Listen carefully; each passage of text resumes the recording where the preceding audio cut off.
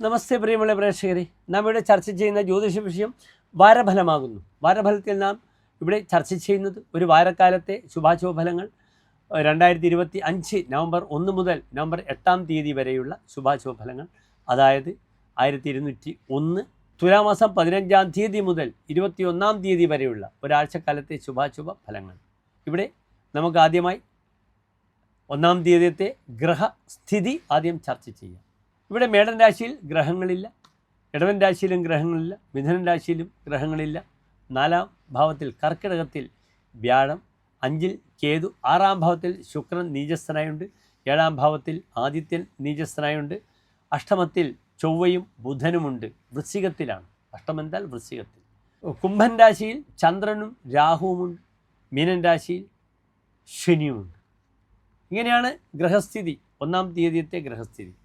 അവിടെ സൂര്യൻ ഏതായാലും നീചസ്ഥിതിയാണ്, ശുക്രനാണെങ്കിൽ നീചസ്ഥിതനാണ്. പക്ഷേ നാം ചർച്ച ചെയ്യുന്നത് 1 തീയതിയത്തെ ശുഭാശുഭ ഫലങ്ങളാണ്. 2-ാം തീയതി ശുക്രൻ സ്വന്തം ക്ഷേത്രത്തിൽ വരുന്നതിനൊരു വലിയ പ്രത്യേകതയുണ്ട് ഈ ഒരു വാരം. ഏതായാലും എൻ്റെ പ്രിയപ്പെട്ട പ്രേക്ഷകർ, വാരഫലം ശ്രദ്ധിക്കുക. നമുക്ക് മേടൻ രാശി മുതൽ മീനം വരെയുള്ള 12 രാശിക്കാരുടെയും ശുഭാശുഭ ഫലങ്ങളാണ് ചർച്ച ചെയ്യുന്നത്. നിങ്ങൾ ശ്രദ്ധിക്കുക.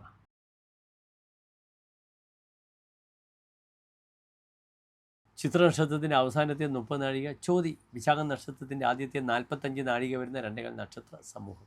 ഇവിടെ തുലാൻ രാശിയിൽ നിന്ന് സൂര്യൻ നീചസ്ഥനായി നിൽക്കുന്നു. 2-ാം ഭാവത്തിൽ ചൊവ്വ, ബുധൻ, 5-ാം ഭാവത്തിൽ ചന്ദ്രൻ, കേതു, 6-ാം ഭാവത്തിൽ ശനി, 10-ാം ഭാവത്തിൽ വ്യാഴം, 11-ാം ഭാവത്തിൽ കേതു, 12-ാം ഭാവത്തിൽ ശുക്രൻ. ഇവിടെ ലഗ്നാധിപനായ ഗ്രഹം ശുക്രൻ നീചസ്ഥനായി നിൽക്കുകയാണ് ഇപ്പോഴും തുലാൻ രാശിക്കാർ. ആ ശുക്രൻ സ്വന്തം ക്ഷേത്രത്തിലേക്ക് വരുന്നത് നവംബർ 2 കഴിഞ്ഞ് 2-ാം തീയതി എത്തും. 3-ാം തീയതി മുതൽ ആ ശുക്രൻ ബലവാനാണ്. അപ്പോഴായിരിക്കും തുലാൻ രാശിക്കാർക്ക് ക്ലേശങ്ങൾക്കൊക്കെ ഒരു വലിയ പരിധിവരെ പരിഹാരം കാണപ്പെടുക. ഇപ്പോൾ ലഗ്നത്തിൽ നീചസ്ഥനായ സൂര്യനാണ്, ലഗ്നാധിപൻ 12-ലാണ്. വളരെയധികം മാനസികമായ പ്രയാസങ്ങളും പ്രശ്നങ്ങളും ഏതാനും ദിവസങ്ങളെ അനുഭവിച്ചു കൊണ്ടിരിക്കുന്നുണ്ട്. അതിൽ നിന്നൊരു മാറ്റം വരുമ്പോൾ ശുക്രൻ സ്വന്തം ക്ഷേത്രത്തിൽ വരട്ടെ. അത് വരുമ്പോൾ നല്ലൊരു മാറ്റം ഉണ്ടാകും. അതോടുകൂടി പല കാര്യങ്ങൾക്കും നല്ല തീരുമാനങ്ങൾ ഉണ്ടാകും. സന്താന വിഷയങ്ങൾക്കൊക്കെ വളരെ അനുകൂലമാണ്. വീണ്ടും ഗർഭധാരണം, വീണ്ടും സന്താനങ്ങൾ ഉണ്ടാവുക, അതിനൊക്കെ നല്ലതാണ്.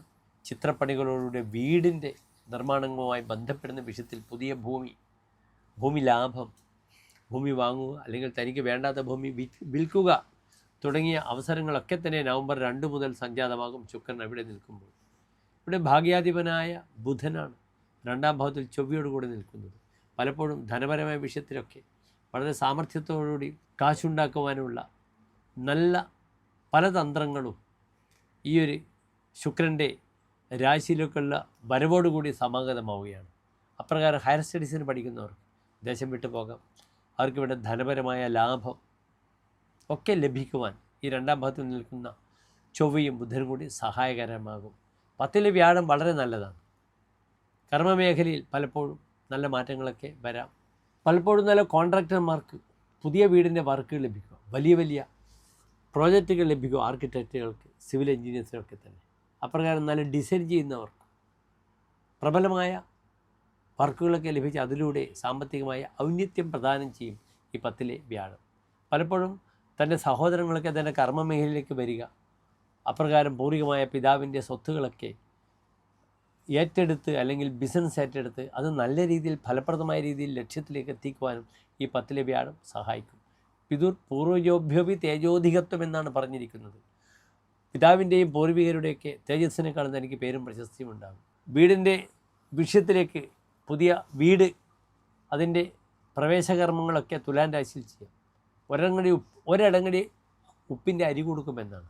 അതിനാൽ പലപ്പോഴും അന്നദാനങ്ങൾ ചെയ്യാം, വിവാഹകർമ്മങ്ങൾ, ആ രീതിയിലുള്ള അതുമായി ബന്ധപ്പെടുന്ന കർമ്മങ്ങളിലൊക്കെ തന്നെ ധാരാളം പേരെ പങ്കെടുപ്പിച്ചുകൊണ്ട് നല്ല രീതിയിൽ മുന്നോട്ട് നയിക്കുവാൻ ഈ 10-ലെ വ്യാഴം സഹായകരമാകും. കർമാധിപനായും ഗ്രഹവും നിൽക്കുന്നത് നല്ല സ്ഥാനത്താണ്. പലപ്പോഴും 10-ലെ വ്യാഴം കർമ്മമേഖലയിൽ പല അലോസരങ്ങളും ഉണ്ടാക്കും. സന്താന വിഷയത്തിലേക്ക് മാനസികമായ അസ്വസ്ഥത ഉണ്ടാകും. എന്നാൽ തുഷ്ടോഭവേ ശർമ്മണ പുത്രഗാനം, മക്കളുടെ വിഷയത്തിലൊക്കെ അത്ര തൃപ്തി അനുഭവിക്കണമെന്നില്ല 10-ലെ വ്യാഴം നിൽക്കുമ്പോൾ. എങ്കിലും വ്യാഴം ഉച്ചസ്ഥനാണ് എന്നൊരു പ്ലസ് പോയിൻ്റുണ്ട്. 10-ാം ഭാവത്തിൽ ദേവാലയ വിഷയത്തിലൊക്കെ വളരെ ശ്രദ്ധിക്കുക, വളരെ അനുകൂലമാണ്.